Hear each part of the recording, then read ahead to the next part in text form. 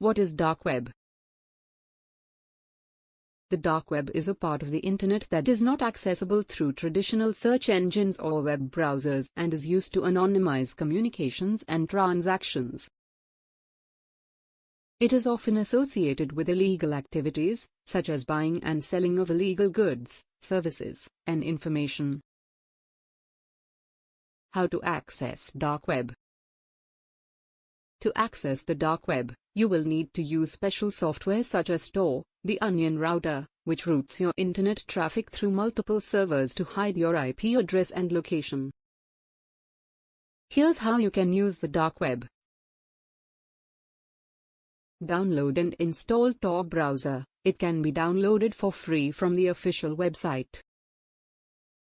Launch the TOR browser. Once installed, launch the TOR browser and wait for it to connect to the network. Find dark web sites. The dark web operates differently from the regular internet and has its own set of websites and links. You can find them through dark web directories or by searching for specific keywords or topics on forums or communities. Note: the dark web is not always safe, and accessing illegal or malicious websites can expose you to security risks, such as malware and hacking.